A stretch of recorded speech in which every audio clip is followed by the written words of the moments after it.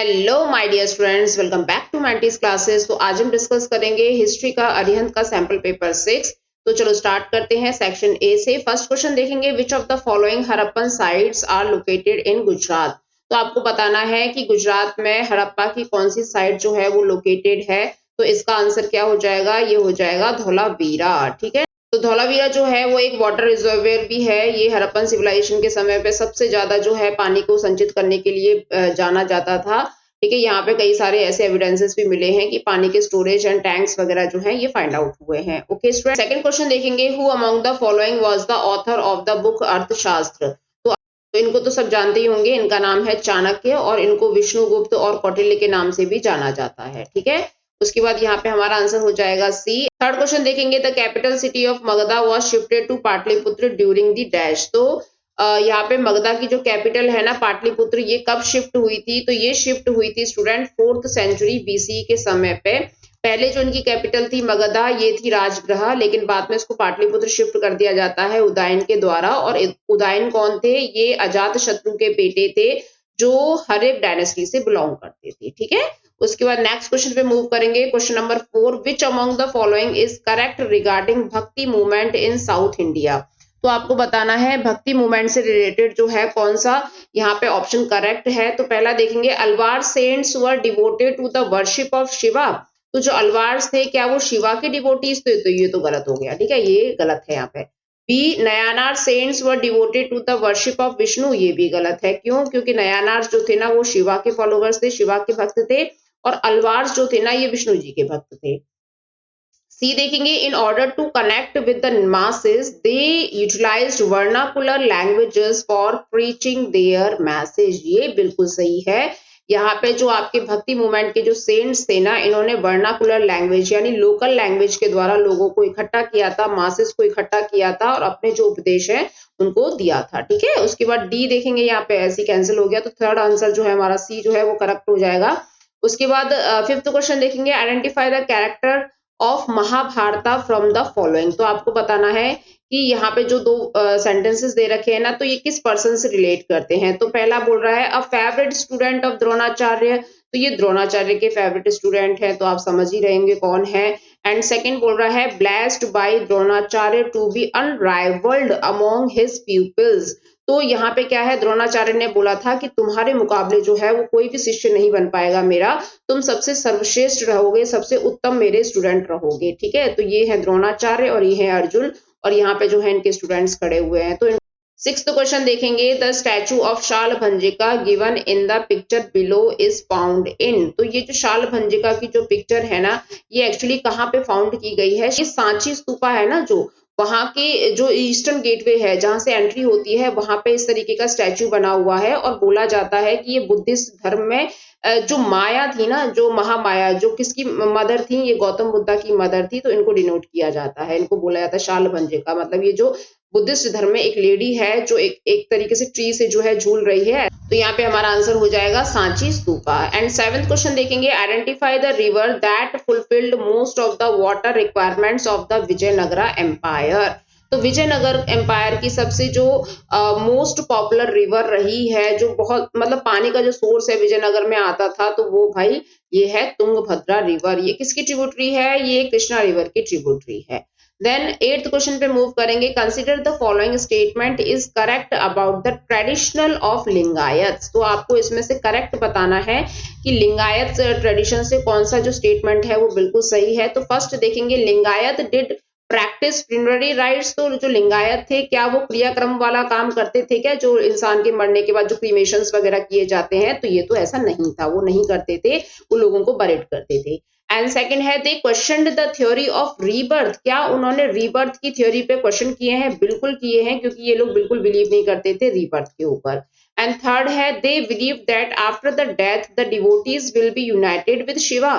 क्या इनका ऐसा मानना था कि मरने के पश्चात जो है इंसान जो है शिव जी में लीन हो जाता है? तो ये भी बिल्कुल सही है। फोर्थ देखेंगे, they did not encourage window marriage. तो इन्होंने तो इनकरेज किया था। ठीक है, इन्होंने बोला था कि विडो की मैरिज जरूर होनी चाहिए। तो यहाँ पे क्या है, ये स्टेटमेंट भी गलत हो जाएगा। तो हमारा जो आंसर बन जाएगा वो सेकेंड एंड थर्ड जो स्टेटमेंट है ये करेक्ट हो जाएगा। तो सेकेंड एंड थर्ड कहाँ पे है? Answer C is correct. ठीक है, उसके बाद हम मूव करेंगे नेक्स्ट क्वेश्चन पे। 9th क्वेश्चन देखते हैं। Identify the famous place related to the Vijayanagara empire with the help of given information.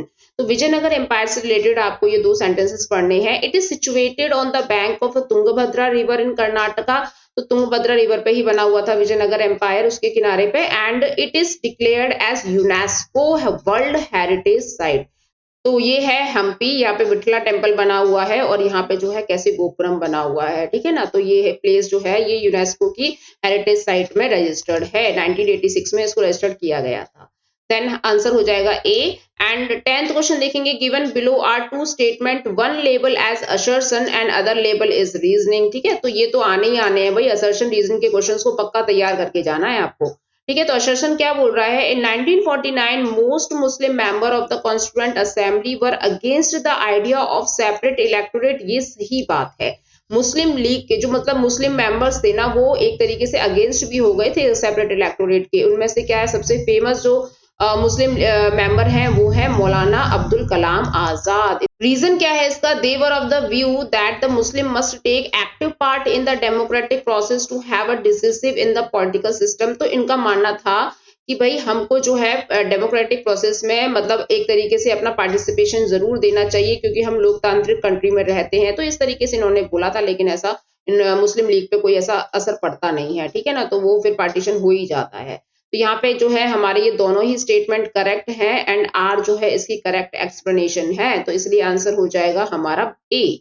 And 11th question में देखेंगे। Which among the following is considered as the year of beginning of the Gupta rule. तो Gupta rulers जो है ये कौन से समय पे आए थे, तो ये आए थे 320 AD में। ठीक है, तो गुप्ता डायनेस्टी की जो नींव रखी थी वो रखी थी चंद्रगुप्त वन ने। ठीक है, उसके बाद जो 12th पे आते हैं। Choose the correct option from the following statement with reference to the varna system. तो वर्ना सिस्टम के बारे में आपको बताना है और यहाँ पे करेक्ट ऑप्शन जो है उसको चूज करना है। ए बोल रहा है Brahmans were suppose to study and teach the Vedas. ये तो सही है, ब्राह्मण्स को जो काम दिया गया था वो क्या था कि वेदों को पढ़ना है और वेदों को पढ़ाना है। एंड यहाँ पे बी जो है Kshatriyas were expected to encourage in agriculture. ये गलत है, क्षत्रियास जो है वो क्या करेंगे, वॉरफेयर का काम करेंगे, ये एग्रीकल्चर थोड़ी ना करेंगे। एंड सी जो है ये वैश्यास वर टू इंगेज इन वॉरफेयर। तो वैश्यास यानी बनिए ग्रुप जो होते हैं तो क्या वो वॉरफेयर में इंगेज रहेंगे, नहीं, ये ट्रेड मर्चेंट्स वगैरह इन सब का काम करते थे। एंड डी जो है Shudras were encourage in any work which they liked. तो ये भाई इनके लिए तो बहुत रेस्ट्रिक्शंस थे, ये तो इन तीनों को ही सर्विस देंगे। ठीक है, जो शूद्रास होते थे वो एक तरीके से जो ब्राह्मण्स हैं, क्षत्रियास हैं, वैश्यास हैं, इनको सर्विस देंगे, ये अपनी मर्जी का काम नहीं कर सकते थे। तो यहाँ पे तीनों ही जो स्टेटमेंट है हमारे गलत हो जाएंगे, सही हो जाएगा हमारा answer A. And 13th question देखेंगे। Who among the following brought the ruins of Hampi to light in 1800। तो 1800 के समय पे जो हम्पी के जो ruins थे, जो बचा कुचा जो पार्ट रह गया था हम्पी का, तो उसको कौन लेकर आया था, हाईलाइट किसने किया था, तो ये किया था कॉलिन मैकेंजी ने। ठीक है ना, तो इन्होंने क्या किया था, जो भी ruins थे, जो भी बचे कुचे खंडर जो थे हम्पी के, उन्होंने हाईलाइट किया था और बताया था कि मतलब ये बहुत ही इंपॉर्टेंट, बहुत ही ब्यूटीफुल साइट है। ठीक है, उसके बाद यहाँ पे नेक्स्ट देखेंगे, आंसर हो जाएगा हमारा कॉलिन मैकेंजी। 14th क्वेश्चन देखेंगे। Choose the correct option from the following statement with reference to the Buddhist literature. तो आपको ना बुद्धिस्ट लिटरेचर से रिलेटेड जो है करेक्ट ऑप्शन बताना है। तो पहला देखेंगे। सुत्त Pitaka contains teaching of Buddha. ये सही है, सुत्त पिटाका जो है वो बुद्धा की टीचिंग्स को कंटेन करते हैं। ठीक है, 3 पिटाका थे, एक्चुअली इसको बोलता है त्रिपिटक बोलते हैं, यानी 3 बास्केट्स। ठीक है, पहला है सुत्त पिटाका, दूसरा है विनय पिटाका और तीसरा है अभिधम्म पिटाका। तो इन तीनों में ही जो है बुद्धिस्ट से रिलेटेड कुछ चीजें दी गई थी। तो जैसे विनय पिटाका जो है यहाँ पे क्या बोल रहा है, deals with the philosophical matters, नहीं, इसमें जो रूल्स एंड रेगुलेशंस दे रखे थे संघा के लिए। यानी सी बोल रहा है Abhidhamma Pitaka contains rules and regulations of Sangha. तो ये यहाँ पे रूल्स एंड रेगुलेशन नहीं, यहाँ पे फिलोसॉफिकल मैटर्स जो है इसको यहाँ पे डिनोट किया जाएगा। तो एक्चुअली ये उल्टा दे दिया है, फिलोसॉफिकल मैटर्स जो है वो इसमें आएंगे एंड जो रूल्स एंड रेगुलेशन ऑफ संघा जो है वो विनय पिटाका में आएंगे। ठीक है, उसके बाद यहाँ पे बोल रहा है दीपावंशा कंटेन हिस्ट्रीज ऑफ जैनिज्म। नहीं, दीपावंशा जो है ये बुद्धिस्ट की हिस्ट्री को कंटेन करता है। ठीक है, तो यहाँ पे ये तीनों ही स्टेटमेंट क्या हो जाएंगे, गलत हो जाएंगे। तो हमारा जो बचा हुआ है वो हमारा आंसर हो जाएगा ए। एंड 15 क्वेश्चन को देखेंगे। Identify the name of person from the information given below. तो यहाँ पे जो एक पर्सन दे रखे हैं उनके बारे में यहाँ पे दे रखा है, तो आपको बताना है। फर्स्ट बोल रहा है he was born in Talwandi village of the Punjab on 15 April 1469। तो इनका जो जन्म है वो तलवंडी गांव में हुआ था, कब? 1469 में। And he was the founder of Sikhism, तो आप समझ ही गए होंगे कौन है, ठीक है। ही एडवोकेटेड अ फॉर्म ऑफ निर्गुण भक्ति, तो ये निर्गुण भक्ति पे बिलीव करते थे। एंड ही कंपाइल्ड द आदि Granth Sahib, the sacred scripture of the Sikhism. तो ये कौन है भाई? ये है गुरु नानक जी, ठीक है, फर्स्ट गुरु ऑफ सिख। तो यहाँ पे हमारा आंसर क्या हो जाएगा? Guru Nanak, first A. Then 16 question पे मूव करेंगे। Who was governor general of Bengal when the permanent settlement was introduced? तो परमानेंट सेटलमेंट जब इंट्रोड्यूस हुआ था तो उस समय पे गवर्नर जनरल कौन थे? तो ये थे चार्ल्स कॉर्नवालिस, ठीक है ना। तो ये आंसर जो है हमारा इसमें करेक्ट हो जाएगा, ये वाला चार्ल्स कॉर्नवालिस। एक्चुअली क्या है, इसकी जो पीडीएफ है ना, इसमें जो आंसर दे रखा है वो विलियम बेंटिक दे रखा है, तो ये गलत है। विलियम बेंटिक नहीं थे, लॉर्ड कॉर्नवालिस थे उस समय पे। एंड 17 क्वेश्चन देखेंगे। When did the jotedar become powerful? तो जोतेदार जो है ये कौन से समय पे बहुत ज्यादा पावरफुल बन जाते हैं? जमींदार के बाद जो जोतेदार है ना, एक ग्रुप आता है, तो ये बहुत ज्यादा पावरफुल बन जाता है, मतलब जमींदारों से भी ज्यादा पावरफुल बन जाता है ये एक समय पे, ठीक है। तो ये आए थे भाई अर्ली 19th सेंचुरी में। तो आंसर हो जाएगा हमारा ए। एंड 18th क्वेश्चन पे मूव करेंगे। The subsidiary alliance, very important question, कई बार आया है ये क्वेश्चन, ठीक है। इसका जो device by dash in dash, तो इसको जो है किसने इंप्लीमेंट किया था और कब किया था? तो इसका आंसर हो जाएगा हमारा लॉर्ड वेलिजली। वेलिजली ने इसको इंट्रोड्यूस किया था, ये है लॉर्ड वेलिजली, और ये कब किया था? 1798 में किया था, ठीक है। तो हमारा आंसर हो जाएगा इसमें ए। 19th क्वेश्चन देखेंगे। मैच द फॉलोइंग है यहाँ पे, ठीक है। पहला बोल रहा है चंपारण सत्याग्रह। तो चंपारण सत्याग्रह जो है ये कब लागू हुआ था? तो ये लागू हुआ था 1917 में, ठीक है। गांधी जी के आने के बाद 2 साल के बाद इन्होंने इसको मतलब एक तरीके से सत्याग्रह कर दिया था। इसमें चंपारण जो बिहार में एक जगह है ना, तो वहां पे नील की खेती के लिए जो किसान है उनको प्रेशर किया जाता था ब्रिटिशर्स के द्वारा। तो यहाँ पे राजकुमार शुक्ला जो है वो कंप्लेन करते हैं गांधी जी से और बोलते हैं हमें ऐसे ऐसे परेशान कर रहे हैं ब्रिटिशर्स। तो गांधी जी यहाँ पे सत्याग्रह करते हैं चंपारण के अंदर, ठीक है। उसके बाद अराइवल ऑफ महात्मा गांधी। महात्मा गांधी जी आए कब थे भारत में? साउथ अफ्रीका से कब आए थे? तो ये आए थे 1915 में। एनसी बोल रहा है खेड़ा सत्याग्रह। तो गांधी जी का जो दूसरा सत्याग्रह था ना भारत के अंदर, वो था खेड़ा सत्याग्रह। तो ये कब किया था? ये किया था 1918। पहला वाला चंपारण किया था, दूसरा वाला खेड़ा किया था, ठीक है। फिर तो उसके बाद होते ही रहते हैं। एंड डी जो है वो सेकेंड राउंड टेबल कॉन्फ्रेंस, जिसमें गांधी जी ने पार्टिसिपेट किया था और फिर वो आधी मीटिंग से वापस आ जाते हैं बिकॉज उनके कुछ कॉन्फ्लिक्ट हो जाते हैं बी आर अम्बेडकर से, ठीक है। तो यहाँ पे जो है इसका आंसर हो जाएगा 1931। पहली round table conference 1930, second round table conference 1931 and third वाली जो है 1932 में होती है, ठीक है। ब्रिटिशर्स हमको मनाने के लिए कॉन्फ्रेंस कर रहे थे। तो हमारा जो आंसर है इसमें क्या हो जाएगा स्टूडेंट? तो ए का आंसर है वो 2 हो जाएगा। तो यहाँ पे आंसर है हमारा बी। एंड यहाँ पे मैच कर लेना। उसके बाद 20th क्वेश्चन देखेंगे। Who mentioned that the deliberations of the constituent assembly were under clear influence of the British imperialism? तरीके से सोमनाथ लहरी, ये सोशलिस्ट लीडर थे और इनका मानना ये था कि ब्रिटिशर्स के रहते हुए हमें कॉन्स्टिट्यूएंट असेंबली में काम नहीं करना चाहिए क्योंकि हम उनके इन्फ्लुएंस में काम कर रहे हैं। तो यहाँ पे आंसर हो जाएगा हमारा ए। एंड लास्ट क्वेश्चन देखेंगे एमसीक्यू का यहाँ पे। The constitutional adviser to the government of India during making of the constitution was? तो ये है BN राव, जो एडवाइजर बने थे हमारे कॉन्स्टिट्यूएंट असेंबली के, हमारे कॉन्स्टिट्यूशन को बनाने के लिए, ठीक है।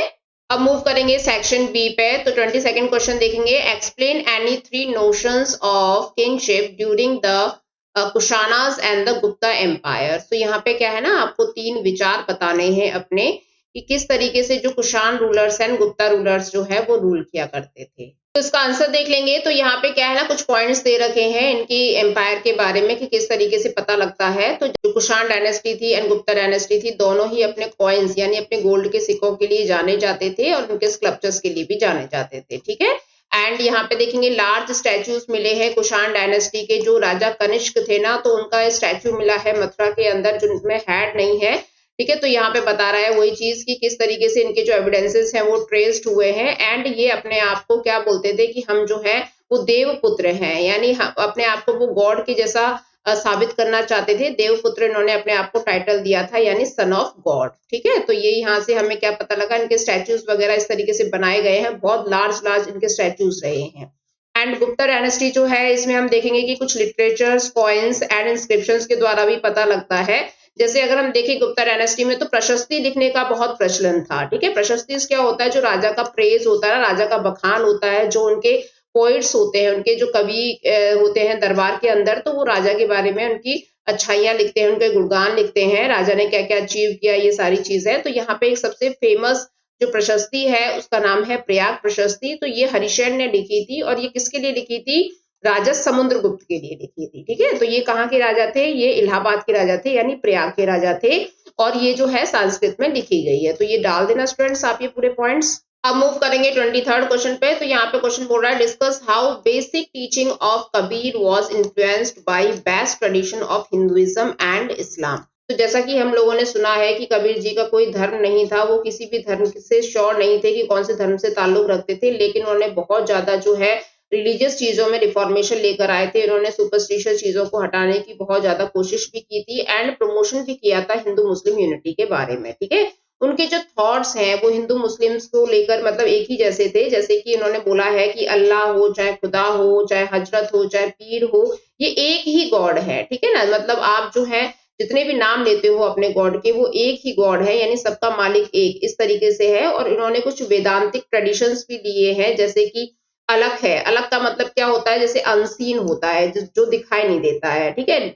और जैसे निराकार है, भगवान को हम कोई भी फॉर्म नहीं दे सकते, कोई भी शेप नहीं दे सकते, इस तरीके से इन्होंने बोला है निराकार। एंड जो ब्राह्मण होते हैं, आत्मन होते हैं, ये सारे वर्ड्स इन्होंने वेदांतिक ट्रेडिशन से लिए हैं। एंड इनके जो स्पिरिचुअल आइडियाज थे, जैसे कि शब्द सुना होगा आप लोगों ने, जिसका मतलब होता है साउंड, है ना। एंड शून्य सुना होगा, जिसका मतलब होता है एम्प्टीनेस। तो ये भी इन्होंने कहाँ से लिया है, योगिक ट्रेडिशन से लिया है, यानी ये वेदों में लिखी हुई जो चीजें हैं वहां से इन्होंने ली है। एंड इन्होंने प्रमोट किया है सूफी कॉन्सेप्ट को, जैसे जिक्र हो गया, इश्क हो गया। तो यहाँ पे हिंदू प्रैक्टिसेस वगैरह है, जैसे नाम लो, सिमरन करो, ये सारी जो चीजें होती हैं, गॉड का नाम लेने के एक तरीके होते हैं, तो इन्होंने अपनी पोएम्स में डाली है स्टूडेंट। और जैसे आप लोगों ने सुने भी होंगे कबीर जी के जो दोहे हैं, है ना, वो कितने ज्यादा मीनिंगफुल है। वहां से हमें अपनी लाइफ की रियलिटी पता लगती है और लाइफ में बहुत कुछ सीखने को भी मिलता है, ठीक है। अब मूव करेंगे 24th क्वेश्चन पे। What were the contribution of scholars in reconstructing the history of Vijayanagara empire. तो यहाँ पे बोल रहे हैं कि विजयनगर एम्पायर की हिस्ट्री को रिकंस्ट्रक्ट करने के लिए हमारे किन किन स्कॉलर्स का जो कंट्रीब्यूशन रहा है और क्या कंट्रीब्यूशन रहा है, ठीक है ना।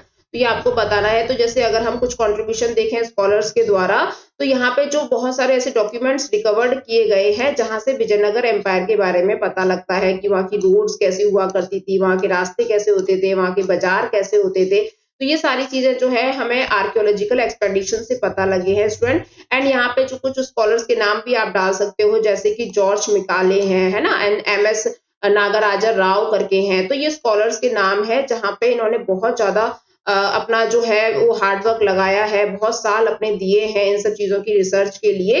तो इन्होंने क्या है, पिलर्स वगैरह है, बीम्स, सीलिंग्स, ये सब कैसी हुआ करती थी, वुडन जो फेंसिंग है, ये सब भी पाई गई है। तो इसके बारे में पता लगाया है कि क्या क्या चीजें वहां पे हुआ करती थी। जैसे अगर एग्जाम्पल देखें कि ऑडियंस हॉल, तो ऑडियंस हॉल में क्या मिला है, वुडन के पिलर्स वगैरह मिले हैं। इन्होंने बहुत ज्यादा खोजबीन की कि ये किस चीज के लिए यूज होता था, तो इस तरीके से। उसके बाद यहाँ पे देखें तो स्टोन स्ट्रक्चर्स वगैरह जो है वो अभी तक सर्वाइव कर रहे हैं, है ना। तो जो ट्रैवलर्स वगैरह जाते हैं वो देखते हैं इसके बारे में, और इससे क्या पता लगता है कि भाई इस हिस्ट्री को रिकंस्ट्रक्ट करने के लिए हमारे स्कॉलर्स ने बहुत ज्यादा जो अपना कंट्रीब्यूशन दिया है, ठीक है। उसके बाद 25th क्वेश्चन पे मूव करेंगे। What steps did Britishers take to suppress the uprising of 1857। तो ब्रिटिशर्स ने यहाँ पे जो रिवॉल्ट हुआ था ना 1857 का, तो उसको दबाने के लिए यहाँ पे क्या क्या हथकंडे उन लोगों ने अपनाए। 25th का आंसर देखेंगे तो यहाँ पे जो रिवॉल्ट हुआ था 1857 का, तो इससे निपटने के लिए जो ब्रिटिशर्स थे उन्होंने क्या क्या स्टेप्स उठाए। तो पहला स्टेप्स यहाँ पे देखेंगे, step to crush the popular mass uprising. तो 1857 का जो रिवॉल्ट है ना, वो एक्चुअली नॉर्थ इंडिया में ज्यादा हुआ था, ठीक है। जैसे मेरठ है, दिल्ली है, ग्वालियर है, झांसी, कानपुर, इलाहाबाद, लखनऊ, ये सारी प्लेसेस जो है ये पूरा इधर ही सिमट के रह गया था। देखिए साउथ में जो है कोई प्लेस नहीं दिख रही है, बस यहाँ पे एक सतारा दिख रहा है, वो महाराष्ट्र के अंदर है, ठीक है। यहाँ पे जो है पूरा ये नॉर्थ इंडिया जो है ये खाली है, लेकिन जो सेंट्रल वाला पार्ट है ना, ये पूरा का पूरा कवर्ड हो रखा था। तो इसका एक ड्रॉबैक ये भी है कि ये जो पूरा रिवॉल्ट है ना, ये कुछ ही प्लेसेस तक सीमित रह गया था। यहाँ पे जैसे क्या है, जो ब्रिटिशर्स है उनको पता लग रहा था कि हम इस म्यूटिनी को दबा नहीं पा रहे हैं, क्योंकि ये जो मूवमेंट है ये बहुत ज्यादा पॉपुलर हो चुका है, बहुत ज्यादा जो लोग हैं वो इसमें इकट्ठे होते जा रहे हैं। तो इसी वजह से यहाँ पे क्या है, ये लोग क्रश करने के लिए नए नए हथकंडे अपनाते रहते हैं उस रिवॉल्ट को। और दूसरी चीज ये लोग क्या लगाते हैं, use of the martial law and death sentence, यानी अगर कोई भी बगावत करता है तो उसको सीधा क्या करो, हैंग कर दो, मार दो उसको, और मार्शल लॉ लगा दो। मार्शल लॉ क्या होता है, जहां पे मिलिट्री जो है वो रूल करने लग जाती है सिविलियंस के ऊपर, ठीक है ना। तो यहाँ पे जो है ये लोग इस तरीके से करते हैं। 1857 के समय पे, मई जून के समय पे यहाँ पे ये मिलिट्री को भी जो है एम्पावर्ड कर देते हैं कि आप जो भी रिबेलियन को देखें उनको आप पनिश कर सकते हो खुद ही। और यहाँ पे पनिशमेंट का मतलब सीधा डेथ, मतलब आपको सीधा क्या करना है, उन्हें मारना ही है। एंड तीसरी चीज ये लोग क्या अपनाते हैं, डिप्लोमेसी अपनाते हैं। जो लैंड होल्डर्स होते हैं और जो पीजेंट्स होते हैं ना, उनके बीच में ये दरार डालने की कोशिश करते हैं। तो जो लैंड होल्डर्स होते हैं तो उनको क्या है, एक तरीके से लालच देते हैं रिवॉर्ड देने का। तो जो लॉयल, अगर आप हमारे लिए लॉयल रहोगे तो हम आपको रिवॉर्ड करेंगे, और अगर आपने मतलब हमारा साथ नहीं दिया, अगेंस्ट में रहे, तो हम आपको मार देंगे। इस तरीके से मतलब ये लोग धमकाते थे। और पीजेंट्स एंड लैंड होल्डर्स के बीच में भी ये लोग क्या कर देते हैं, एक तरीके से एक दूसरे के अगेंस्ट कर देते हैं, ठीक है। तो यहाँ पे क्या होता है, कुछ जो लैंड होल्डर्स है वो तो लॉयल होते हैं, लेकिन कुछ जो नहीं होते थे वो बेचारे वहां से भाग जाते थे नेपाल की तरफ। और नेपाल में जाने के बाद तो वैसे स्टारवेशन और इलनेस से मर जाते थे, ठीक है। तो इस तरीके से इन्होंने 1857 के रिवॉल्ट को सप्रेस किया था। 26 वाला देखते हैं, explain why the text of Mahabharata was a dynamic one. तो महाभारत जो है वो क्यों एक डायनेमिक टेक्स्ट है, ये आपको बताना है। ये बहुत इंपॉर्टेंट क्वेश्चन है। ये कई सालों से जो है रिपीटेड आपके क्वेश्चन पेपर में देखने को मिल जाएगा। अगर आप प्रीवियस ईयर क्वेश्चन पेपर निकालोगे तो आपको ये क्वेश्चन तो मिलना ही मिलना है, ठीक है। तो इसको तो जरूर तैयार कर लेना। एंड इसका और में देख लेंगे, historians find it particularly a difficult task to understand a text as complex as the Mahabharata. तो हमारे जो हिस्टोरियंस है ना, इन्होंने ये फाइंड किया है कि महाभारत को समझना जो है बहुत ज्यादा कॉम्प्लेक्स मैटर है, बहुत डिफिकल्ट मैटर है। तो इसके बारे में आपको बताना है, ठीक है। तो इसके आंसर्स देख लेते हैं। 26 का आंसर देखेंगे तो यहाँ पे महाभारत जो है वो किस तरीके से एक डायनेमिक टेक्स्ट है, ये आपको बताना। डायनेमिक का मतलब होता है कि ये अभी भी इतनी एक्टिव कैसे है, अभी भी इतनी क्रियाशील, इतनी शक्तिवान कैसे है। ये जो टेक्स्ट है, ये जो एपिक है महाभारत, ये ऐसी क्यों है, ठीक है। तो यहाँ पे क्या है, महाभारत जो है ये संस्कृत वर्जन में लिखी गई है, लेकिन भाई इसको अभी तक जो है बहुत सारी लैंग्वेजेस में लिखा जा रहा है, ताकि बाकी के जो कंट्री के लोग हैं, बाकी की भाषाओं के जो लोग हैं वो उसको पढ़ सकें, समझ सकें।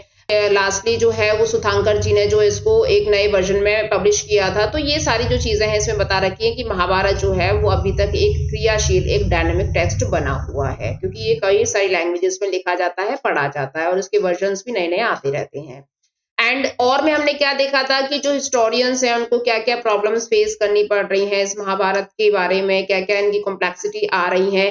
तो जैसे हिस्टोरियंस जो है ना भाई, इनको क्या करना पड़ता है, बहुत चीजें छानबीन करनी पड़ती हैं कि हम जो चीजें पब्लिश कर रहे हैं उसके बारे में जो सोर्सेस हैं वो ऑथेंटिक है या नहीं है, इसकी भाषा जो है इस पे विचार करते हैं कि ये प्रॉपर जो यही मीनिंग बताना चाहता है कि नहीं। तो ऐसे करके हमारे हिस्टोरियंस के लिए थोड़ा ये कॉम्प्लिकेटेड हो जाता है, क्योंकि ये बहुत समय पहले की लिखी हुई है, तो इसको नए नए वर्जन में लाना पड़ता है। तो इसके बारे में इनको खोजबीन करनी पड़ती है, ताकि जो ऑडियंस है उनका इंटरेस्ट बना रहे, और उसी के हिसाब से यहाँ पे अपना काम करते हैं हमारे जो राइटर्स होते हैं, ठीक है। और यहाँ पे बता रहे हैं कि इनकी जो डेट होती है ना, उसके ऊपर भी इनको ध्यान देना पड़ता है कि हम करेक्ट डेट पब्लिश कर रहे हैं कि नहीं, इसका कंपोजिशन, इसका कंपाइलेशन, ये सारी चीजों का ध्यान रखना पड़ता है हमारे हिस्टोरियंस को। नेक्स्ट क्वेश्चन देखेंगे 27th, highlight the importance of the salt law as an important source for the national movement. तो सॉल्ट लॉ जो है वो किस तरीके से एक इम्पोर्टेंट मूवमेंट बन जाता है नेशन का। एंड और में बोल रहा है, state the other protest that happened along with salt march. तो सॉल्ट मार्च के अलावा और कौन से प्रोटेस्ट चल रहे थे, तो इस पे भी आपको हाईलाइट करना है। 27 का आंसर देखेंगे तो यहाँ पे जो सॉल्ट लॉ है ना, वो किस तरीके से एक बड़े मूवमेंट का रूप ले लेता है, क्योंकि यहाँ पे जो है ब्रिटिशर्स एक तरीके से स्टेट ऑफ मोनोपोली बना रहे थे यहाँ पे, और ये सबसे ज्यादा डिसलाइकिंग एक लॉ था ब्रिटिशर्स के द्वारा, जो हमारे इंडियंस को बिल्कुल भी पसंद नहीं आया था। यहाँ पे जो ब्रिटिशर्स हैं वो फोर्स कर रहे थे लोगों को कि भाई तुम शॉप से नमक खरीदो हाई प्राइसेस में, और टैक्स वगैरह भी लगा रहे थे। तो जिसकी वजह से यहाँ पे जो हमारे जो इंडियंस हैं वो नाराज हो जाते हैं, और यहाँ पे गांधी जी जो है यहाँ पे एक डांडी मार्च करते हैं। डांडी मार्च मतलब जो डांडी गांव है गुजरात के अंदर, तो वहां पे जाके ये नमक कानून जो है इसको तोड़ा जाता है और हमारे देश का जो नमक है वो बनाया जाता है यहाँ पे, और जो टन्स ऑफ सॉल्ट जो है इसको डिस्ट्रॉय कर दिया जाता है, और यहाँ पे जो हमारे विलेज इंडस्ट्रीज जो है वो नमक को प्रोड्यूस करती हैं। ठीक है, तो इसी के लिए यहाँ पे जो साबरमती से जो दांडी तक की यात्रा जिसको गांधी जी करते हैं तो वो नमक कानून के लिए ही होती है स्टूडेंट, उसको हटाया जाता है। उसके बाद यहाँ पे और में हम क्या देखेंगे कि किस तरीके से और भी प्रोटेस्ट जो चल रहे थे सॉल्ट मार्च के अलावा, तो वो क्या क्या थे वो भी देख लेते हैं। तो यहाँ पे जो पीजेंट्स है ना, वो कभी एक समय पे बहुत फ्रीली रोम करते थे, फॉरेस्ट वगैरह उनका घर होता था, है ना, अपना खुद का ही सब कुछ होता था, उनकी जमीन जायदाद वगैरह सब उनका जो फॉरेस्ट ही माना जाता था पीजेंट्स के लिए। लेकिन यहाँ पे जो कॉलोनियल रूल था इन्होंने फॉरेस्ट में आना जाना बंद कर दिया था, फॉरेस्ट से जो रिसोर्सेस मिलते हैं उनको लेना बंद कर दिया था। तो एक तरीके से यहाँ पे क्या है, जो पीजेंट्स हैं वो इसका उल्लंघन करते हैं, ब्रिटिशर्स का उल्लंघन करते हैं, और अपने मवेशियों के साथ, अपने कैटल्स के साथ भी वो वहां पे जाना पसंद करते हैं ना, इस रूल को तोड़ते हैं कि भाई हम जो है फॉरेस्ट में आराम से घूमेंगे, क्योंकि ये पहले भी हम ऐसे ही घूमते थे। उसके बाद सेकंड चीज क्या होती है, फैक्ट्री के जो वर्कर्स होते हैं वो भी स्ट्राइक पे चले जाते हैं। मतलब यहाँ पे क्या हो रहा है ना, सब लोग ब्रिटिशर्स के खिलाफ खड़े हो रहे हैं। ठीक है, और तीसरी चीज क्या देखेंगे, जैसे लॉयर्स है ना वो भी बॉयकॉट करते हैं, ब्रिटिश कोर्ट जो होते हैं वहां पे जाना बंद कर देते हैं, एंड जो स्टूडेंट्स होते हैं वो एजुकेशन इंस्टीट्यूशंस में जाना बंद कर देते हैं जो ब्रिटिशर्स के द्वारा बनाए गए थे। एंड 1920 से लेके 22 के बीच में जो नॉन कॉपरेशन मूवमेंट होता है, तो यहाँ पे गांधी जी जो है वो हर इंडियन को इनकरेज करते हैं कि भाई तुम किसी भी तरीके से, चाहे किसी भी वर्ग के हो, तुम सब लोग जो है वो बॉयकॉट करो ब्रिटिशर्स की चीजों का। ठीक है ना, तो यहाँ पे कॉलोनियल रूल जो है अपने आप ही खत्म हो जाएगा। इस तरीके से यहाँ पे गांधी जी जो है वो बहुत बड़े लेवल का एक नॉन कॉपरेशन मूवमेंट यहाँ पे चलाते हैं। ठीक है, अब मूव करेंगे सेक्शन सी पे। तो यहाँ पे 28 क्वेश्चन देख लेंगे। Define fifth report, why did the fifth report become the basic of intense debate in England, explain. ये भी एक इंपॉर्टेंट क्वेश्चन है स्टूडेंट। तो यहाँ पे बता रहे हैं कि फिफ्थ रिपोर्ट जो है ये क्या थी और इसका क्या इंटेंशन था, किस तरीके से ये डिबेटेड बन जाती है, इसके बारे में आपको बताना है। एंड और में दे रखा है, after introducing the permanent settlement in Bengal the zamindars regularly failed to pay the land revenue demand, examine the causes and consequences of it। तो परमानेंट सेटलमेंट लगाने के बाद किस तरीके से जो जमींदार है बंगाल के वो फेल हो जाते हैं लैंड रेवेन्यू सबमिट करने में, लैंड रेवेन्यू देने के लिए। ठीक है ना, तो यहाँ पे इसके बारे में, इसके कॉजेस और इसके कॉन्सिक्वेंसेस आपको बताने हैं। तो आंसर्स देखते हैं। तो यहाँ पे देखेंगे जो फिफ्थ रिपोर्ट है ये सबमिट की जाती है ब्रिटिश पार्लियामेंट के अंदर 1813 के समय पे। ठीक है, तो ब्रिटिश पार्लियामेंट मतलब यहाँ पे क्या है, ब्रिटिश के अंदर जो ब्रिटेन का एरिया है वहां पे क्या है, आपके 3-4 कंट्रीज आते हैं, जैसे आयरलैंड है, वेल्स है, स्कॉटलैंड है एंड इंग्लैंड है। ठीक है ना, तो यहाँ पे क्या है, जो 3-4 कंट्रीज है ये मिलके एक ब्रिटिश पार्लियामेंट बनाते हैं और यहाँ पे सारे मेंबर्स बैठते हैं। लेकिन जो ईस्ट इंडिया कंपनी है ना वो सिर्फ ब्रिटेन की है, वो सिर्फ कहाँ की है, इंग्लैंड की है। तो इसकी जो रिपोर्ट है यहाँ पे सबमिट की जाती है पार्लियामेंट के अंदर, और ये 1002 पन्नों की होती है, यानी पेजेस की होती है। और इसमें 800 पेजेस जो होते हैं ना, ये तो सिर्फ किसके बारे में लिखे हुए होते हैं, जो जमींदार एंड रयोस, रयोस मतलब पीजेंट्स को बोलेंगे। ठीक है, जमींदार और रयोस के बारे में लिखा होगा, कलेक्टरल एंड स्टैटिस्टिकल टेबल्स के बारे में लिखा होगा। मतलब 800 पेजेस तो ये यही कवर कर रहा है बंगाल एंड मद्रास से रिलेटेड। ठीक है ना, उसके बाद यहाँ पे रीजन इसके लेकिन क्या होते हैं, जो ये फिफ्थ रिपोर्ट है ये डिबेटेड बन जाती है, डिबेट यहाँ पे क्रिएट हो जाता है। तो वो इसलिए होता है स्टूडेंट क्योंकि यहाँ पे जो डाटा इन्होंने शो किया था तो इसमें ये बताया गया कि किस तरीके से जो इंग्लैंड है ना वो ओवर ट्रेड कर रहा है विद इंडिया एंड चाइना के साथ। मतलब एक अपनी इन्होंने अपनी मोनोपोली बना ली है जो कि ये लोग एंजॉय कर रहे हैं इंडिया और चाइना के साथ ट्रेड करके। ठीक है ना, तो यहाँ पे क्या है, ईस्ट इंडिया कंपनी के जो काम होते हैं उसकी वजह से यहाँ पे अपोजिशन खड़ा हो जाता है बाकी के कंट्रीज के लिए भी, और ये लोग बोलते हैं कि भाई किस तरीके से इस चार्टर को जो है रद्द किया जाए, कैंसिल किया जाए, क्योंकि यहाँ पे जो कंपनी है वो अपनी मोनोपोली बना रही है। उसके बाद यहाँ पे जो कुछ और ब्रिटिशर्स ट्रेडर्स होते हैं वो ये बोलते हैं कि यहाँ पे जो मार्केट चल रहा है इनका, वहां पे इंडिया में जो ब्रिटिशर्स बैठे हैं है ना, वही सारे लोग जो है एंजॉय कर रहे हैं, तो ये बंद होना चाहिए, इस तरीके से बोलते हैं। एंड यहाँ पे जो कुछ पॉलिटिकल ग्रुप्स हैं वो बोलते हैं कि किस तरीके से जो ईस्ट इंडिया कंपनी है ना वो मिस रूल कर रही है, माल एडमिनिस्ट्रेशन कर रही है इंडिया के अंदर, तो ये सही चीज नहीं है। ठीक है, उसके बाद यहाँ पे जो कंपनी है ना उसका करप्शन यहाँ पे पता लगता है, उनकी जो करप्ट प्रैक्टिसेस होती हैं वो यहाँ पे पता लग रही थी। एंड यहाँ पे किस तरीके से इनका लालच जो है वो दिन ब दिन बढ़ता जा रहा है, तो इसी को यहाँ पे पब्लिश किया गया था प्रेस के द्वारा वर्ल्ड वाइडली। उसके बाद यहाँ पे जो है बता रहे हैं कि कैसे ये कंपनी जो है इसको कंट्रोल करना चाहिए। एंड देखिए ईस्ट इंडिया कंपनी को कंट्रोल करने के लिए 18th सेंचुरी में यहाँ पे कुछ रेगुलेशंस भी बनाए गए थे तो उसी के अंडर में आती है ये 5th रिपोर्ट। इनको क्या है, रिपोर्ट सबमिट करनी होती थी कि आप किस तरीके से रूल कर रहे हो इंडिया के अंदर। तो ये जो 5th रिपोर्ट है ना, ये एक पिटिएबल कंडीशन दिखाता है रूरल बंगाल का। मतलब बंगाल को तो इन्होंने इतनी बुरी तरीके से ध्वस्त किया था ना, एक तरीके से सब कुछ खत्म कर दिया था इसमें। बंगाल एक बहुत प्रॉस्पेरस प्लेस हुआ करती थी किसी समय पे, ठीक है। तो यहाँ पे इसकी जो दयनीय स्थिति है ना, वो 5th रिपोर्ट में दिखाई जाती है स्टूडेंट। एंड यहाँ पे जो है ये पूरा हमने जो डिस्कशन पढ़ा, तो इसमें बता रहे हैं कि जो कंपनी है ना, वो किस तरीके से उसने अपनी पहले से ही पॉलिसीज बना रखी थी कि हम इस तरीके से काम करेंगे इंडिया के अंदर। बस ये एक तरीके से उजागर होती है 5th रिपोर्ट के माध्यम से, ठीक है ना। तो यहाँ पे ये पूरा इसका आंसर हो गया। उसके बाद हम देखेंगे परमानेंट सेटलमेंट जो है वो किस तरीके से लागू किया जाता है, क्या उसकी कंडीशंस होती हैं, ये सब चीज। तो यहाँ पे जो है एक रेवेन्यू, जो एक पॉलिसी बनाई जाती है परमानेंट सेटलमेंट, जिसको बोला जाता है एक रेवेन्यू लेने का तरीका होता है ब्रिटिशर्स का, ठीक है ना। तो इसमें क्या है, जो ब्रिटिशर्स होते हैं वो क्या करते हैं, सबसे पहले तो जो रेवेन्यू का प्राइस है ना, उसको हाई कर देते हैं। क्यों हाई कर देते हैं? क्योंकि अगर वो लो करेंगे और एग्रीकल्चर प्रोडक्शन अच्छा हो गया, मतलब एक्सपैंड हुआ, अच्छा हुआ, तो फिर वो क्लेम नहीं कर सकते ना इस चीज के लिए, इसीलिए उन्होंने पहले ही हाई करके रख दिया, ठीक है। और जमींदारों को भी मतलब एक तर्क देने लग गए, एक सुझाव देने लग गए कि भाई तुम्हारे ऊपर ही बर्डन कम होगा अगर प्रोडक्शन हाई होगा और प्राइसेस भी हाई होंगे तो, ठीक है। तो इस तरीके से जमींदारों को झांसे में लगा रहे हैं अपने।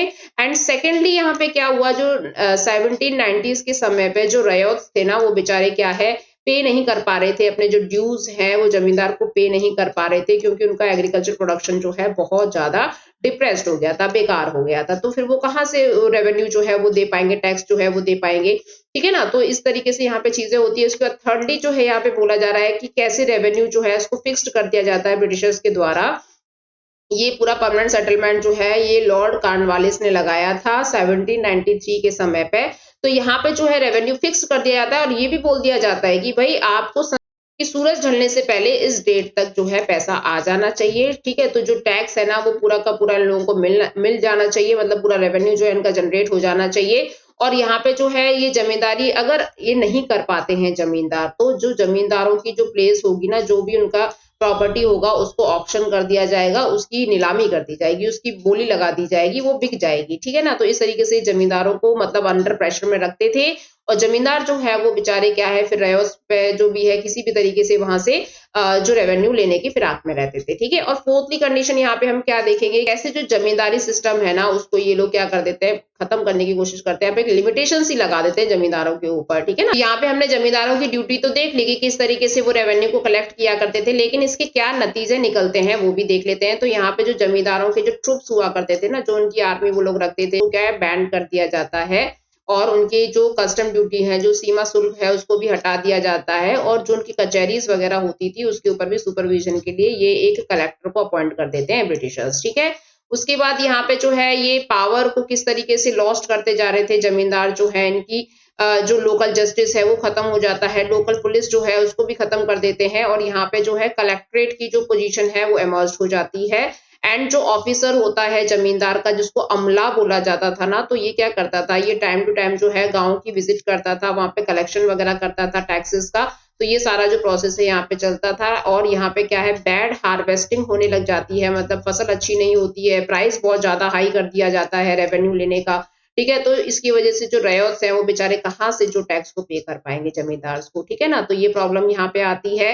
उसके बाद यहाँ पे जो है ना रॉयल्स जो है वो जानबूझ के भी डिले करने लग जाते हैं, क्योंकि पैसा होता नहीं है, वो बहुत परेशान हो जाते हैं इन सब चीजों से। तो इसलिए क्या है, वो जानबूझ के भी इसको डिले करते जाते हैं रेवेन्यू पेमेंट को, ठीक है। उसके तो यहाँ पे जो रेंट पेमेंट के लिए 30,000 से भी ज्यादा जो मुकदमे हैं वो पेंडिंग रहते हैं यहाँ पे, ठीक है। तो वर्तमान में इस तरीके से होता है, इनकी प्रॉपर्टी जो है उसको ऑक्शन किया जाता है और यहाँ पे मुकदमे चलते रहते हैं। तो ये सब हमने देखा कि किस तरीके से जो परमानेंट सेटलमेंट है उसको हमारे यहाँ पे इंट्रोड्यूस किया जाता है ब्रिटिशर्स के द्वारा, और इसके क्या नतीजे निकलते हैं, और किस तरीके से जो जोतेदार की पोजीशन है वो इनहैंस्ड होती है, और जो जमींदार है वो बेचारे एक तरीके से अपनी पावर से हट जाते हैं, उनकी पावर रिड्यूस हो जाती है, ठीक है। नेक्स्ट मूव करेंगे 29th क्वेश्चन पे। Explain how Ashoka adopted the principle of Dhamma and how the principle of Dhamma relate with the present values in Indian society. तो ये यहाँ पे प्रिंसिपल पूछ रहा है धम्मा के बारे में कि अशोका ने इसको कैसे फॉलो किया, कैसे अडॉप्टेड किया। और में देख लेंगे how do Ashokan inscriptions tell about the Mauryas, ठीक है। तो अशोका के इंस्क्रिप्शन से किस तरीके से मौर्य डायनेस्टी के बारे में पता लगता है। And describe the limitations of the inscriptions evidences, और कैसे इनकी जो लिमिटेशन बन जाती है, इनके जो एविडेंसेस होते हैं ना जो इंस्क्रिप्शन से मिलते हैं, तो उसकी क्या लिमिटेशंस थी, क्या प्रॉब्लम्स ये जो इंस्क्रिप्शंस वगैरह होते हैं इसमें क्या प्रॉब्लम आ जाती है, ठीक है। तो यहाँ पे 29 का आंसर देख लेंगे, किस तरीके से जो अशोका है उन्होंने धम्मा को अपनाया था, ठीक है, वॉरफेयर को गिव अप कर दिया था, यानी लड़ाई लड़ना छोड़ दिया था, और किस तरीके से अपनी लाइफ को डेडिकेट कर दिया था पब्लिक वेलफेयर के लिए, ठीक है। और यहाँ पे धम्मा के प्रिंसिपल्स को स्प्रेड करने के लिए पूरा वर्ल्ड वाइडली यहाँ पे कुछ लोगों को इन्होंने चुना था जिनको बोला गया था धम्मा महामत्ताज, ठीक है। और यहाँ पे जो है इन्होंने बोला था कि भाई धर्म के हिसाब से काम करो, रिलीजियस एक्ट करो, और यहाँ पे अपने मोक्ष के लिए सही रास्ता जो है उसको चुनो, ठीक है। और क्या बोला इन्होंने ये कि किस तरीके से जो स्लेव्स हैं एंड सर्वेंट्स हैं इनके साथ जो है अच्छा व्यवहार आपको करना है। यहाँ पे जो रेस्पेक्ट है सिर्फ ब्राह्मण्स को नहीं देनी है, हर वर्ग की कास्ट के लिए, हर वर्ग के लोगों के लिए यहाँ पे देनी है। ये भी धम्मा में जो है ये इनके प्रिंसिपल्स में डाला हुआ है। और यहाँ पे जो स्लॉटर है, एनिमल्स को जो मार दिया जाता है, उनकी निर्मम हत्या कर दी जाती है, उसको भी प्रोहिबिट करवाया था अशोका जी ने। एंड यहाँ पे जो है इनकी जो पॉलिसी है धम्मा की, तो इससे पता लगता है कि अशोका जो है वो बहुत ही हम्बल पर्सन रहे थे, ठीक है, बहुत ही अच्छे रूलर रहे थे, इनको बिल्कुल भी घमंड नहीं था। और यहाँ पे जो प्रिंसिपल ऑफ धम्मा है ना, ये इंडिया पर क्या असर पड़ता है कि जैसे जो मिलियंस ऑफ लोग जो है हमारे देश के अंदर क्या है, गरीब हैं, लिटरेट हैं, लेकिन फिर भी हमारे देश में जो क्राइम रेट है वो बहुत कम है अगर कंपेयर करें तो डेवलप्ड कंट्रीज के साथ, ठीक है। हम आज भी अपने बड़ों की जो है रेस्पेक्ट करते हैं, आज भी हम नॉन वायलेंस को अपनाते हैं, हम एनवायरनमेंट को प्रोटेक्ट करते हैं, हम वाइल्ड लाइफ के बारे में सोचते हैं। तो ये सारी चीजें बता रखी कि इंडिया जो है वो आज भी बहुत ज्यादा मात्रा में धम्मा के प्रिंसिपल से जुड़ा हुआ है, ठीक है। वैदिक कल्चर में जो कास्ट सिस्टम था उसको कितना ज्यादा बुरी नजरों से देखा जाता था, जो नीचे जात के लोग होते थे उनके साथ जो बहुत बुरा बर्ताव यहाँ पे किया जाता था, तो ये भी धीरे धीरे जो है यहाँ पे खत्म होता जा रहा है। क्योंकि जो हमारी जो सोसाइटी है उसको समझ में आ गया कि भाई मानवता एक अलग चीज है, ये कास्टिज्म वगैरह में कुछ नहीं रखा है। तो इसीलिए हमारी जो सोसाइटी है वो हार्मोनियसली एक ही जगह पे कई कास्ट के जो लोग हैं वो रहते हैं एक ही कॉलोनी में, और यहाँ पे जो है किस तरीके से जनरसिटी फैलाई जा रही है, काइंडनेस है, ह्यूमैनिटी है, पीसफुल है, को एग्जिस्टेंस ऑफ द कॉपरेशन है हमारे इंडियन सोसाइटी के लोगों के अंदर, ठीक है। और यहाँ पे जो ओल्ड ट्रेडिशन है हम आज भी उसको फॉलो करते हैं। तो यहाँ पे प्रिंसिपल ऑफ धम्मा जो है ये सक्सेस रहा है इंडियन सोसाइटी के अंदर में जब से हमने उसको अपनाया है। उसके बाद और में हम देखेंगे कि किस तरीके से जो अशोका के इंस्क्रिप्शंस मिले हैं वो कैसे मॉडर्न डायनेस्टी को दिखाते हैं, एंड इंस्क्रिप्शन जो है उनकी क्या लिमिटेशंस हैं, ठीक है। तो जैसे कि अशोका जो थे वो मॉडर्न डायनेस्टी से बिलोंग करते थे, तो ये किसके बेटे थे, ये बिंदुसार के बेटे थे। जैसे चंद्रगुप्त मौर्य हो गए, फिर उनके बेटे हो गए बिंदुसार, फिर उनके बेटे हो गए अशोका, ठीक है। अशोका के जो रॉक एडिक्ट्स हैं, तीन तरीके के रॉक एडिक्ट्स हैं, एक मेजर है, एक माइनर है, और तीसरा है पिलर, ठीक है। तो यहाँ पे क्या है, इनके एडमिनिस्ट्रेशन के बारे में दिखाया गया है, अशोका के रूल के बारे में दिखाया गया है। और अशोका ने कभी भी अपना नाम जो है वो मेंशन नहीं करवाया है इंस्क्रिप्शंस में। हाँ, उन्होंने अपना जो टाइटल है उसको मेंशन करवाया है जिसका नाम था देवम पिया, जो प्यार से लोग उनको देवम पिया टाइटल बोलते थे, जैसे बिलव्ड ऑफ गॉड, ठीक है ना। उसको ये क्या है, एक पाली शब्द है एक्चुअली। उसके बाद यहाँ पे क्या है, अशोका जो है इन्होंने जो फेम है, ग्लोरी है, इसको भी नकारा है कि भाई मुझे ये सब कुछ नहीं चाहिए। धम्मा के प्रिंसिपल्स को जितना हो सके उतना स्प्रेड करो, यहाँ पे लोगों को रेस्पेक्ट दो, एल्डर्स को रेस्पेक्ट दो, ब्राह्मण्स को रेस्पेक्ट दो, और साथ में अदर कास्ट के लोगों को भी रेस्पेक्ट दो, स्लेव्स को भी एंड सर्वेंट्स को भी रेस्पेक्ट देनी है, उनके साथ अच्छा बर्ताव करना है, ठीक है। और जो कलिंगा एडिक्ट्स मिले हैं, कलिंगा एक प्लेस है उड़ीसा के अंदर, तो वहां पे जो एडिक्ट्स मिले हैं वहां पे किस तरीके से जो अशोका ने कलिंगा वॉर के बाद उनका जो हृदय परिवर्तन हो जाता है, उनकी जो लाइफ है पूरी टर्न हो जाती है, बदल जाती है, तो उसके बारे में इसमें लिखा गया है स्टूडेंट कि किस तरीके से वो जो वॉरफेयर की पॉलिसी है उसको छोड़ देते हैं और यहाँ पे जो धम्मा है उसको अपना लेते हैं। और इनके इंस्क्रिप्शन जो है ये पूरे सब कॉन्टिनेंट में फैले हुए हैं, और यहाँ पे क्या है, हमें बहुत कुछ जो है पता लगता है इनके इंस्क्रिप्शन से, बहुत अच्छी अच्छी चीजें हमें मिलती हैं सुनने के लिए। और यहाँ पे जो है पाकिस्तान से लेके आंध्र प्रदेश तक है ना, उड़ीसा से लेके उत्तराखंड तक, यहाँ पे हर जगह मौर्यन एम्पायर जो है कैसे एस्टेब्लिश था इसके बारे में भी पता लगता है, इसकी टेरिटरी के बारे में, ठीक है। एक जो रॉक एडिक्ट है जिसका नाम क्या है, रुमिन दई, तो ये नेपाल में है। तो इस एडिक्ट में क्या है, जो बुद्धा की जो जन्म प्लेस थी ना लुम्बिनी, तो उसके बारे में यहाँ पे लिखा हुआ है, जहाँ पे अशोका ने विजिट किया था उनके बारे में पता किया था। और यहाँ पे पूछ रहा है कि जो इंस्क्रिप्शंस है ना वो किस तरीके से लिमिटेशंस बनाते हैं, कैसे। वैसे इंस्क्रिप्शंस एक बहुत बेस्ट सोर्स है, लेकिन क्या प्रॉब्लम्स हमें फेस होती है, हमारे हिस्टोरियंस को फेस होती हैं, वो बता रहे हैं। तो पहली है टेक्निकल लिमिटेशन है यहाँ पे, क्योंकि चीजें जो है समय के साथ डैमेज होती हैं, मिसिंग होती हैं, लेटर्स जो है वो बेकार हो जाते हैं, ब्लर हो जाते हैं, समझ में नहीं आते हैं, ठीक है। और दूसरी क्या है, लैक ऑफ क्लैरिटी। तो ये भाई अब इतने पुराने समय के इंस्क्रिप्शन जो है उनकी मीनिंग नहीं समझ में आती है, क्या वो लिख के गए थे, है ना, क्या उनकी लैंग्वेज में इस शब्द का मतलब था, तो उनकी जो मीनिंग को डिफाइन करने के लिए समझ में नहीं आता है। उसके बाद अनडेसिफर्ड, बहुत सारे इंस्क्रिप्शन तो जो आज तक पढ़े नहीं गए, ट्रांसलेट भी नहीं किए गए, पब्लिश भी नहीं किए गए, तो इसकी वजह से भी यहाँ पे जो हिस्ट्री है वो थोड़ी सी अभी पिछड़ रही है। उसके बाद यहाँ पे जो नॉन रिलेवेंट इंस्क्रिप्शंस, कुछ तो ऐसे हैं जैसे इकोनॉमिकली चीजों पे बहुत फोकस किया गया है, एडमिनिस्ट्रेशन चीजों पे बहुत फोकस किया गया है, लेकिन जो आम जनता थी उनके क्या हैप्पीनेस हुआ करती थी, क्या उनके दुख हुआ करते थे, तो इसके बारे में यहाँ पे कुछ भी मेंशन नहीं किया गया है। तो these are the limitations, actually ये सारी लिमिटेशंस बता रखी है इंस्क्रिप्शन से रिलेटेड।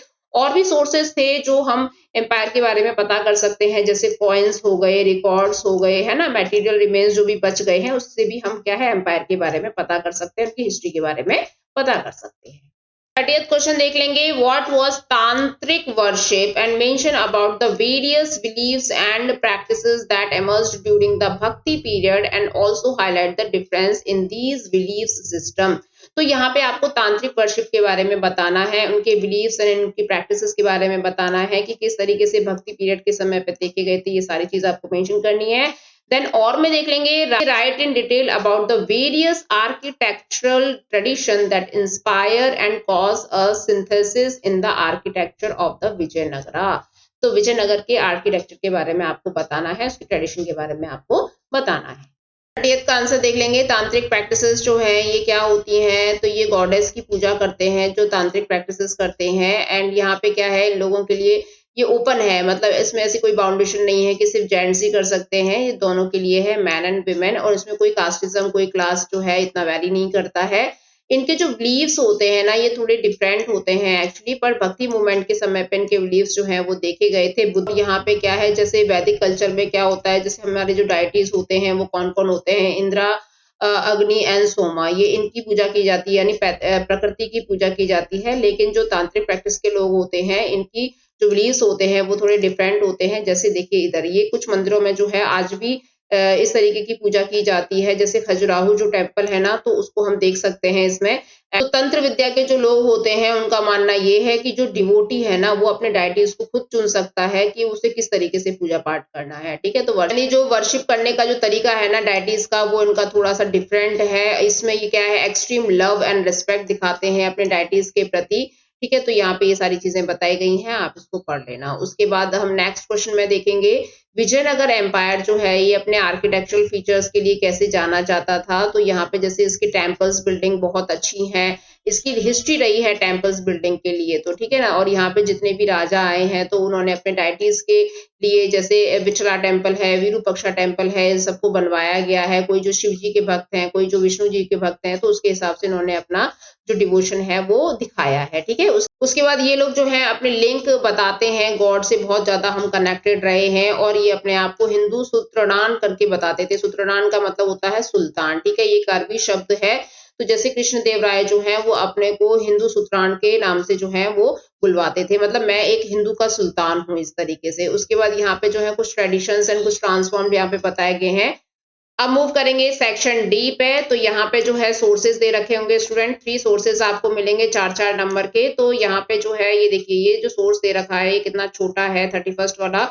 इसमें बोल रहा है rituals and the real world. तो यहाँ पे जो रिचुअल्स होते हैं एंड जो रियल वर्ल्ड होता है ना, इसमें क्या चीज है, तो ये जो चीज ली गई है ना, ये वचनास में से ली गई है। वचना क्या है, एक बसावन्ना के द्वारा जो पोएम्स वगैरह लिखी जाती थी ना, तो उसी में से कुछ पंक्तियां यहाँ पे ले ली गई हैं। लेकिन देखिए, अगर यहाँ पे जो क्वेश्चंस आप सॉल्व करोगे तो इसमें से कैसे निकाल सकते हो, है ना। तो आपको चैप्टर अच्छे से रीड करना ही पड़ेगा, आपको बसावन्ना के बारे में अच्छे से पता होना चाहिए, तभी आप आंसर्स कर सकते हो, क्योंकि ये तो जस्ट एक एग्जाम्पल के तौर पर दे रखा है ना, हिस्ट्री में ये चीज है। तो यहाँ पे हम फर्स्ट क्वेश्चन देखेंगे, हु वाज बसावन्ना। तो बसावन्ना कौन था, तो ये एक मिनिस्टर रहे हैं, ये कलचुरी रूलर थे, उनके दरबार में मिनिस्टर रहे थे, है ना। इनका जो टाइम पीरियड है वो 1106 से लेके 68 के बीच में जाना जाता है। उन्होंने वीर शिवा जो ट्रेडिशन है उसकी नींव भी रखी थी कर्नाटक के अंदर, ठीक है। तो बसावन्ना जो है ये सबसे पहले मतलब जैन धर्म से बिलोंग करते थे, लेकिन बाद में ये अपना एक नया धर्म बनाते हैं वीर शिवास के नाम से। उसके बाद बसावन्ना जो है यहाँ पे नेक्स्ट क्वेश्चन बोल रहा है डिस्क्राइब बसावन्नास एटीट्यूड टुवर्ड्स रिचुअल्स, उनके जो एटीट्यूड बताना, उनका बर्ताव बताना है रिचुअल्स के साथ जो है वो किस तरीके से था। तो यहाँ पे ये बोल रहे हैं कि बसावन्ना जो है ना ये बहुत ज्यादा मतलब अपोज में रहते थे इन रिचुअल्स वगैरह चीजों के लिए, क्योंकि इन्होंने वचनांश में डाला हुआ है कि अगर आपको गॉड की सेवा करनी है ना, अगर आपको गॉड को सर्विस देनी है तो आप ह्यूमन काइंड को सर्विस दो, तब गॉड भी अपने आप खुश हो जाएंगे, ठीक है ना। उसके बाद यहाँ पे थर्ड बोल रहा है कि गिव टू सोशल रिफॉर्म्स, इन्होंने क्या दो सोशल रिफॉर्म्स लेकर आए थे प्रोपगेटेड बाय द लिंगायत। तो ये जो है लिंगायत कम्युनिटी से बिलोंग करते थे। एक्चुअली क्या जो बसावन्ना के जो फॉलोवर्स है ना उनको लिंगायत भी बोला जाता है, वीर शिवा जो ट्रेडिशन के लोग है ना उनको लिंगायत बोला जाता है। ये लोग क्या है लेफ्ट शोल्डर पे एक चांदी का जो शिवलिंग है ना उसको धारण करते हैं अपने पटके पे, ठीक है। तो इस तरीके से ये इनका एक मतलब आइडेंटिटी है। इस तरीके के जो लोग होंगे ना वो लिंगायत से बिलोंग करते हैं। ये तो एक वीर शिवा तो एक पूरी कास्ट बन चुकी है आज की डेट में कर्नाटका के अंदर, ठीक है, जिसमें ओबीसी एससी ये सब लोग आते हैं। लेकिन ये कास्टिज्म जो है इतना डिफाइंड नहीं करता है, तो इसमें क्या है बहुत सारे लोग जो है शामिल हो चुके हैं। उसके बाद यहाँ पे बता रहे हैं इन्होंने क्या रिफॉर्म लेकर आए, तो वो देखेंगे हम। तो जैसे सबसे पहले इन्होंने बोला कि जो लड़कियों की शादी है ना वो पोस्ट पुबर्टी होनी चाहिए, मैच्योर होने के बाद ही होनी चाहिए। और दूसरी चीज इन्होंने बोली कि जो विडोज है ना उनकी रीमैरिजेस भी होनी चाहिए, ठीक है। और दूसरा सोशल रिफॉर्म क्या डाल सकते हो आपकी, जैसे इन्होंने बोला है कि जो कास्टिज्म है ना जो हमारे वेदों में दे रखी है, क्षत्रियास वैश्यास शूद्रास है ना, जैसे वर्ग बना दिए फिर वो धीरे धीरे कास्ट में तब्दील हो जाती है। तो कास्टिज्म जो है ना ये एक तरीके से सोसाइटी को प्रदूषित कर रही है, दूषित कर रही है, ये लोगों की मानसिकता को खराब कर रही हैं। तो इस तरीके से इन्होंने बोला था कि ब्राह्मण्स ने जो चीजें लोगों के दिमाग में डाल दी हैं उसको निकालो, ठीक है। और इन्होंने यहाँ पे क्या है इस चीज के ऊपर क्वेश्चंस भी उठाए थे। एंड रीबर्थ पे भी इन्होंने क्वेश्चंस उठाए थे कि भाई इंसान जो है उसका रीबर्थ नहीं होता है, इंसान की मृत्यु के बाद वो शिवजी में लीन हो जाता है, ऐसा कोई एविडेंस नहीं है कि उसका रीबर्थ ही होता है। तो इस तरीके से उन्होंने प्रैक्टिकल चीजों पे बहुत ज्यादा ध्यान दिया था, ठीक है। नेक्स्ट सोर्स देखेंगे हम मदर एडवाइस। तो ये बात हो रही है महाभारत की। तो यहाँ पे कौरव और पांडवों के बीच में क्या होता है इसके बारे में यहाँ पे फोकस करेंगे। तो फर्स्ट क्वेश्चन बोल रहा है what does the Mahabharata describe as given in this extract. तो महाभारत जो है ये क्या चीज डिस्क्राइब करती है, तो ये डिस्क्राइब करती है कि क्या रीजन था कौरव और पांडवों के लड़ने का, क्या टाइमिंग इनके बीच में रही, ये सारी चीजें बताती है, ठीक है। उसके बाद सेकंड देखेंगे mention the view of Gandhari on feud war. Feud मतलब अपने ही सगे संबंधियों से जो वॉर है उसके लिए। तो यहाँ पे बोल रहे हैं कि गांधारी जो है ना वो मतलब ऐसा नहीं है कि वॉर में विश्वास नहीं रखती थी, वो रखती थी विश्वास में, लेकिन उन्होंने ये बोला कि भाई जो फ्यूड वॉर होती है, जो अपने ही लोगों के साथ लड़ने वाली जो वॉर होती है, इसमें क्या है जीत चाहे किसी की भी हो जाए लेकिन हारते दोनों ही हैं, क्योंकि वो अपनों से ही तो लड़ रहे हैं, ठीक है। तो इसीलिए क्या है इन्होंने बोला था कि भाई अगर हम फ्यूड वॉर करेंगे है ना, अगर हम अपने ही सगे संबंधियों से लड़ेंगे तो उसमें क्या है हमें ना कोई फायदा होगा, ना हमें कोई अच्छी चीज मिलेगी, ना हमें कोई सुख मिलेगा, ठीक है। अगर जीत भी जाते हैं तो वो जीत किसी की काम की नहीं है, दोनों तरफ ही जो है हार मानी जाएगी। उसके बाद यहाँ पे explain about the Gandhari appeal to her son. तो गांधारी जो है वो क्या अपील करती हैं अपने बेटे दुर्योधन से। तो ये बोलती हैं कि भाई तुम्हें जो है पांडवों के साथ शांति कायम करके रखनी चाहिए, है ना, वॉर को एक तरीके से हटा दो, अवॉइड कर दो, ठीक है। उसके बाद वो एडवाइस करती हैं कि जो वॉर है ना वो मतलब तुम लोगों के लिए अगर तुम जीत भी जाते हो तो वो तुम्हें कभी भी खुशी नहीं दे सकती है, तुम धर्म से बिल्कुल परे हो जाओगे, ठीक है ना। तो ये सारी चीजें बता रही हैं। और क्या बता रही हैं कि भाई तुम जो है उनके साथ एक फ्रेंडली रिलेशन रखो पांडवों के साथ, ठीक है। तो ये सारी चीज क्योंकि भाई भाई तो हो तुम दोनों, इस तरीके से गांधारी जो है अपने बेटे को समझाती हैं, लेकिन दुर्योधन को तो कोई असर ही नहीं पड़ता, ठीक है। उसके बाद 33 वाला सोर्स देखेंगे हम यहाँ पे we have never asked for privilege. तो यहाँ पे क्या है लेडीज की बात हो रही है। हंसा मेहता जो है ये बोल रही हैं कि हमने कभी भी प्रिविलेजेस के लिए बात नहीं करी कि हमको अलग से प्रिविलेजेस दो। तो यहाँ पे जो क्वेश्चंस क्या बन रहे हैं वो देख लेंगे कि other than Hansa Mehta name two women member of the constituent assembly. Constituent assembly में हंसा मेहता के अलावा और कौन कौन सी दो लेडीज थी, वैसे तो 15 लेडीज थी लेकिन दो के नाम आपको बताने हैं। तो एक बता दो आप सरोजनी नायडू जी और दूसरी बता दो राजकुमारी अमृत कौर जी, ठीक है ना। और तीसरी तो हंसा मेहता यहाँ पे हो गई, वैसे 15 थी। उसके बाद नेक्स्ट बोल रहा है कि comment whether the justice being referred by Hansa Mehta has been provided in the constitution और नॉट। तो यहाँ पे बोल रहे हैं कि जिस जस्टिस की बात की थी हंसा मेहता ने कॉन्स्टिट्यूएंट असेंबली में तो क्या उनको वो मिला था, तो हाँ ये मिला था। यहाँ पे कॉन्स्टिट्यूशन ऑफ इंडिया ने जो एक प्रियम्बल बनाया था ना, जो हमारा ऑब्जेक्टिव रेजोल्यूशन के समय पे जो प्रियम्बल बना था, तो उसमें क्या बात हुई थी कि social economical and political justice जो है वो सबके लिए लागू होगा। थर्ड बोल रहा है why did she demanded equality for women in place of reserve seats और सेपरेट इलेक्टोरेट। तो इन्होंने ऐसा क्यों बोला हंसा मेहता ने कि भाई हमें रिजर्व सीटें नहीं चाहिए, हमें सेपरेट इलेक्टोरेट भी नहीं चाहिए, हमको क्या चाहिए, इक्वालिटी चाहिए, है ना, हमको ये चीज चाहिए। क्यों? क्योंकि यहाँ पे जो सेपरेट इलेक्टोरेट है, जो रिजर्व सीटें हैं, ये क्या करती हैं, लोगों को अलग करती हैं, लोगों को डिवीजन का काम करवाती हैं, ठीक है ना। जिस तरीके से हमने मुस्लिम में देख ही लिया था कि कैसे पाकिस्तान जो है हमसे अलग हो जाता है। तो इसीलिए यहाँ पे ये बोल रही हैं कि हमें जो है इक्वालिटी को प्रमोट करना चाहिए, क्योंकि इक्वालिटी जो है वो एक म्यूचुअल रेस्पेक्ट लेकर आती है। ये तो इस तरीके से यहाँ पे हंसा मेहता जो है ये बोल रही हैं। उसके बाद हम यहाँ पे देखेंगे सेक्शन ई क्या बोल रहा है। तो यहाँ पे हम 34th का क्वेश्चन देख लेंगे। पहला बोल रहा है a place of pillar inscription in Uttar Pradesh. तो उत्तर प्रदेश के अंदर जो पिलर इंस्क्रिप्शन है तो ये कहाँ पे है, तो उत्तर प्रदेश में जाओ सबसे पहले, ठीक है, ये यहाँ पे है मेरठ। तो यहाँ पे क्या है, एक पिलर इंस्क्रिप्शन है। उसके बाद सेकंड बोल रहा है a place of pillar inscription in Madhya Pradesh. तो मध्य प्रदेश बोल रहा है तो मध्य प्रदेश में जाओ, और यहाँ पे क्या है, ये है सांची, ठीक है। उसके बाद थर्ड बोल रहा है a place of first satyagraha by Mahatma Gandhi. तो ये फर्स्ट सत्याग्रह हुआ था चंपारण में। गांधी जी 1915 को भारत आए थे और 1917 में ही चंपारण वाला जो सत्याग्रह है इसको हेल्ड किया था, ठीक है।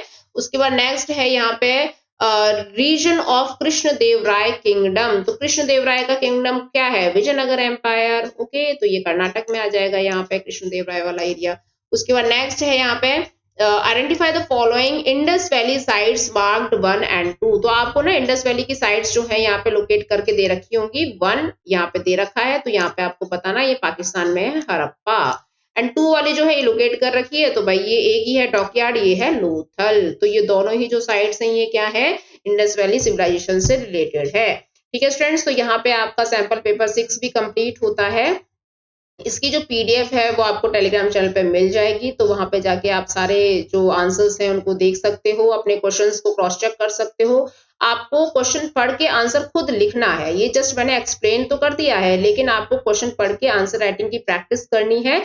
आप इसको कोरिलेट कर सकते हो कि हाँ मैंने आंसर किस तरीके से लिखा है, क्या ये पॉइंट्स जो है सही है कि नहीं है, ठीक है स्टूडेंट्स। तो इस तरीके से आप हेल्प ले सकते हो सैंपल पेपर से। और अगर आपको ये सारे सैंपल पेपर अच्छे लग रहे हैं, समझ में आ रहे हैं, मैं आपको कुछ समझा पा रही हूँ, तो प्लीज आप मेरे चैनल को सब्सक्राइब कीजिए, ठीक है स्टूडेंट। इससे मुझे भी एक मोटिवेशन मिलता है और तो कोई बात नहीं है, ठीक है। तो मिलेंगे नेक्स्ट वीडियो में, तब तक के लिए थैंक यू।